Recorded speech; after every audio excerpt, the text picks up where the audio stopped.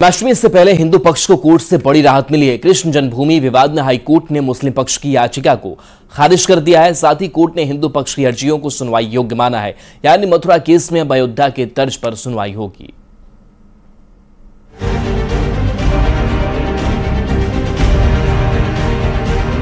पहले ज्ञानवापी तो अब मथुरा के कृष्ण जन्मभूमि विवाद में मुस्लिम पक्ष को कोर्ट से बड़ा झटका लगा है। अदालत ने साफ कर दिया है कि हिंदू पक्ष के दावे सुनवाई योग्य हैं और इसी के साथ इलाहाबाद हाई कोर्ट ने मुस्लिम पक्ष की आपत्ति वाली याचिका को खारिज कर दिया। देखिए, काफी इम्पोर्टेंट फैसला है, बहुत महत्वपूर्ण फैसला है। 4 साल 25 सितंबर 2020 को पहला सूट फाइल हुआ था और यहाँ इलाहाबाद हाई कोर्ट में पोषणीयता को लेके 4 महीने की काफी डिटेल सुनवाई हुई है और आज माननीय इलाहाबाद हाई कोर्ट ने जो 18 के 18 सूट हैं होल्ड किया है कि ये सारे suit cause of action disclose करते हैं, मेंटेनेबल हैं और किसी भी लॉ के प्रोविजन से बाधित नहीं है। तो जो 7/11 की अग्नि परीक्षा थी वो हमने पार की है और अब इस केस में ट्रायल होगा। हम सारे लोगों को ये अपॉर्चुनिटी मिलेगी, हम अपनी एविडेंस लीड करें। आपको बता दें कि मुस्लिम पक्ष ने श्री कृष्ण जन्मभूमि और शाही ईदगाह मस्जिद विवाद से जुड़ी याचिकाओं को हाई कोर्ट में चुनौती दी थी। हिंदू पक्ष ने जो याचिकाएं दायर की थी उनमें शाही ईदगाह मस्जिद की जमीन को हिंदुओं का बताया गया था और वहां पूजा का अधिकार दिए जाने की मांग की गई थी।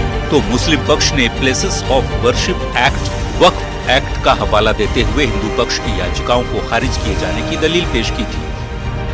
दावों की बात करें तो हिंदू पक्ष का दावा है कि विवादित जगह पर श्री कृष्ण जन्म स्थान है। मुस्लिम पक्ष का दावा है कि हिंदू पक्ष की याचिकाएं सुनवाई योग्य है ही नहीं। हिंदू पक्ष का दावा है कि मंदिर तोड़कर शाही मस्जिद बनाई गई, तो मुस्लिम पक्ष दावा कर रहा है कि हिंदू पक्ष से 1968 में ही समझौता हुआ था। हिंदू पक्ष की दलील है कि परिसर पर वर्शिप एक्ट 1991 लागू नहीं होता, तो मुस्लिम पक्ष का दावा है कि याचिकाएं वर्शिप एक्ट 1991 के खिलाफ है। मुस्लिम पक्ष की याचिकाओं को इलाहाबाद हाईकोर्ट ने अब खारिज कर दिया है। साथ ही हाईकोर्ट ने हिंदू पक्ष की याचिकाएं मंजूर कर ली है। यानी श्री कृष्ण जन्मभूमि विवाद में हिंदू पक्ष के लिए कोर्ट से बड़ी खुशखबरी आई है। Bureau report, news 18। Bihar museum का स्थापना दिवस समारोह 7 अगस्त को मनाया जाएगा। इसे लेकर बुधवार को वैदेही सीता की जीवनी पर आधारित चित्रकला कार्यशाला का उद्घाटन हुआ। 31 जुलाई से 7 अगस्त तक चलने वाले चित्रकला कार्यशाला में माता सीता को बेटी सीता के रूप में उनके बचपन में से पूरे जीवन काल का वर्णन पेंटिंग के माध्यम से किया जा रहा है। पद्मश्री अवार्ड से सम्मानित कलाकार माता सीता की पेंटिंग उकेरने में लगे हुए हैं। बिहार म्यूजियम अपना स्थापना दिवस 7 अगस्त को मनाने वाला है। स्थापना दिवस से पहले बिहार म्यूजियम में कार्यशाला का आयोजन किया गया है और उस कार्यशाला की थीम रखी गई है वैदेही सीता। मां सीता जिनकी जन्मभूमि बिहार कही जाती है और उनसे जुड़ी हुई कलाएं बिहार म्यूजियम के स्थापना दिवस में लगने वाली है और ये कलाएं बना रही हैं पद्मश्री अवार्ड से सम्मानित तमाम कलाकार। बउआ देवी हमारे साथ हैं, एक कला बना रही है वैदेही सीता, क्या है ये? ये है सीता है, धनुष बाएं हाथ से धनुष उठा रही है, दाहिना हाथ से नीप रही है और राजा जनक देख रहे हैं, इनका सुनैना को बता रहे हैं। यही थीम है, यही बना रही है। हाँ, यही बना रहे हैं धनुष उठाते हुए। बिल्कुल, तो मां सीता यहाँ अपने राजा जनक के साथ हैं और धनुष उठाते हुए वो नजर आ रहे हैं। एक और पद्मश्री अवार्ड से सम्मानित कलाकार यहाँ बैठे हैं। सर, आप क्या बना रहे हैं? हम जो पुष्प विमान बना रहे हैं, सीता जी को जो रावण हर कर ले जा रहे हैं वहाँ का थीम दिए हैं। नीचा पेड़ पौधा है, जीव जंतु पहाड़ है, वो जो होता है सो सब डाले हैं।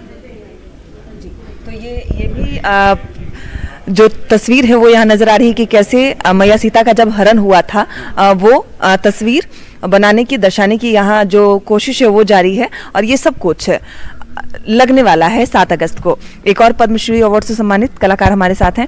मैम, क्या बना रही हैं आप? अशोक वाटिका सीता जी को अंगूठी देते हुए हनुमान जी, जब हनुमान जी उनसे मिलने गए थे तो पता लगा। हाँ, अंगूठी के दे रहे हैं तो पूछ रहे हैं कौन सी कला है? ये मिथिला पेंटिंग है।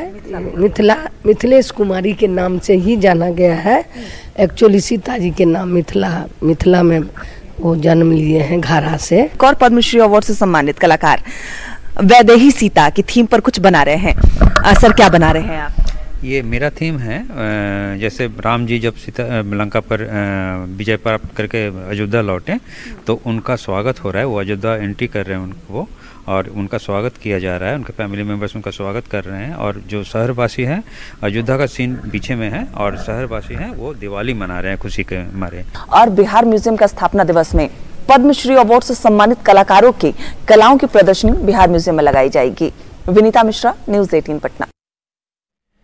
रांची के डीसी की ओर से बनाई गई 5 टीम ने राजधानी के कोचिंग सेंटर्स का जायजा लिया। दिल्ली के कोचिंग सेंटर में हुए दर्दनाक हादसे के बाद ये जांच रांची में भी शुरू हो गई।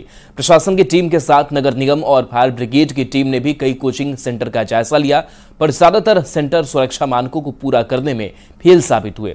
हर कोचिंग सेंटर संचालक से एक फॉर्म भरवाया गया, इस पर प्रबंधक के हस्ताक्षर भी लिए गए। लालपुर में प्रणामी हाइट्स के बेसमेंट में एक कोचिंग सेंटर चल रहा था, इस पर भी सवाल उठाए गए। इस टीम ने कहा कि पूरी जांच रिपोर्ट डीसी को सौंपी जाएगी। ज्यादा जानकारी दे रहे हैं न्यूज़ 18 संवाददाता ओम प्रकाश।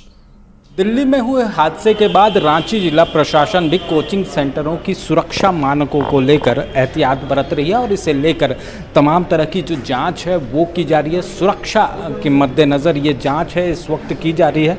इसमें मोटा मोटी जो आपके श्रम मानक हैं, बिल्डिंग की सेफ्टी है, फायर सेफ्टी है, मेडिकल है, टॉयलेट्स की व्यवस्था है, वेंटिलेशन वगैरह है, इन सबको लेकर के बाकायदा एक कॉम्प्रिहेंसिव रिपोर्ट तैयार की जा रही है जो अग्रिम कार्रवाई हेतु जमा कर दी जाएगी। जी, कुछ कमियाँ डेफिनेटली हो रही है, इनको हम रिपोर्ट करेंगे, चाहे वो एक्सटिंग्विशर्स की कमी हो, चाहे कुछ जगहों पे वेंटिलेशन की दिक्कत हो। ऐसे जो भी ऑब्जर्वेशन हम लोग के आ रहे हैं इन सबको मैं बाकायदा रिपोर्ट कर देंगे ताकि जो भी नियम से कार्रवाई है वो हो जाएगी। यहाँ पे फोकस दंडात्मक से ज़्यादा सुधारात्मक पे रहेगा ताकि इसको हम लोग मतलब बच्चों की सेफ्टी के लिए मतलब इसको इंश्योर कर सकें। वो उनको इन्फॉर्मेशन तो मिल गया है, सारा कुछ है सर, लेकिन फायर एक्सटिंग जो हो हाँ, तो वो बिल्डिंग का जो रहता है ना वो बिल्डिंग कोचिंग सेंटर के अंदर तो मौजूद है। कोचिंग सेंटर में नहीं है, सिर्फ बिल्डिंग में तो है सर। जी, तो मतलब बच्चों के सेफ्टी को लेकर आप लोग क्या कुछ प्रिकॉशन रखते हैं, क्या कुछ चीज़ें इन लोगों ने पूछी? सर फर्स्ट एड बॉक्स वगैरह या फिर अभी कोविड-19 का जो सैनिटाइजर वगैरह है तो सारा। और चलिए न्यूज़ 18 बिहार झारखंड पर खबरें आपके लिए लगातार जारी हैं।